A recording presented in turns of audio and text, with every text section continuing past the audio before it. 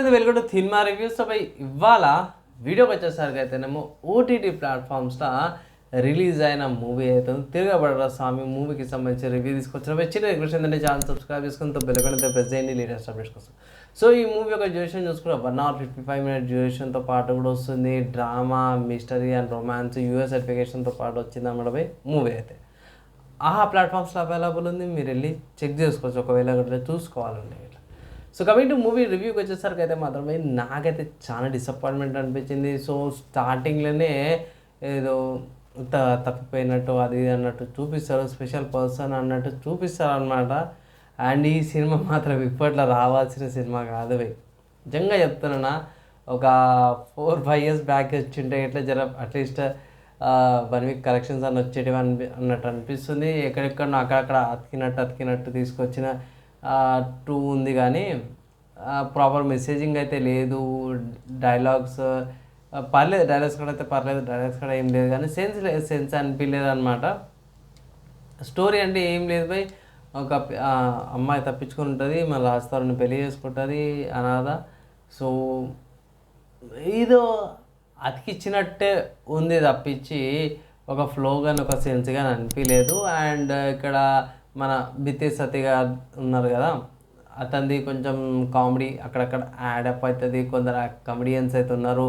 ఫోర్స్ఫుల్గా secularism ఏదైతే ఉందో ముస్లిం పిల్ల అన్నట్టు అది అన్నట్టు ఇది అన్నట్టు ఫోర్స్ఫుల్గా ఇంక్లూడ్ చేసిరు అన్నట్టు అనిపించింది. అసలు వాళ్ళ క్యారెక్టరైజేషన్ కానీ లేకపోతే ఒక బ్రాహ్మణ్ ఫ్యామిలీ అన్నట్టు కూడా ఈ సీన్లో ఈ మూవీలో ఉన్నా లేకపోయినా ఒకటే, కానీ వాళ్ళని ఎందుకు యాడ్ చేసారో నాకు అదొకటి అర్థం కాదు.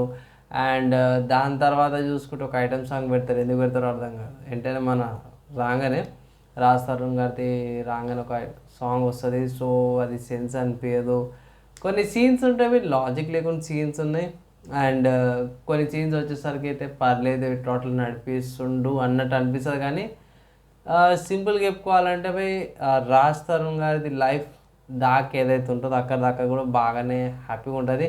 ఎప్పుడైతే విలన్ అది ఇది ఎంటర్ అవుతారో సో నాకు పెద్దగా ఏం అనిపించలేదు.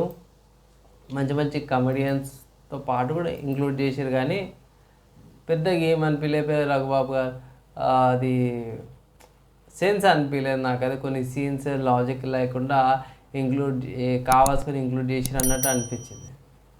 సో సెకండ్ హాఫ్లో ఇంకొంచెం యాడప్ చేసింటే బాగుండదు అన్నట్టు అనిపించింది. కానీ ఓవరాల్గా మాత్రమే డిసప్పాయింట్మెంట్. నాకైతే సీను ఈ 4-5 సీన్లు స్కిప్ చేయరా లోపల నుంచి కొట్టుకుంటుంది, ఎందుకురా నైనా అన్నట్టు అనిపించింది నాకైతే. మూవీ మాత్రం కొంచెం డిసప్పాయింట్ అయితే చేసింది అనుకోవచ్చు మూవీ. సో మోస్ట్లీ అయితే నేనైతే ఒకటే మాట చెప్తాను, మూవీ స్కిప్ చేసుకోవాలి, కంపల్సరీ చూస్తే జర బాగుంటుంది, రిలాక్సేషన్ అవ్వచ్చు అన్నట్టయితే ఏం లేదు. గిచ్చిగిచి అమ్మాయి ఎందుకు వచ్చి తలకన పన్న కాడికి వస్తుంది మూవీ. ఫైనల్ రీచ్ రేటింగ్ చూసుకుంటే మాత్రమే 1.5 out of 5 రేటింగ్స్ ఇస్తున్నా. ఆబ్వియస్గా కొన్ని సీన్స్ జర పర్లేదు, జర మంచిగా ఉండడం వల్ల 1.5 ఇస్తున్నాయి.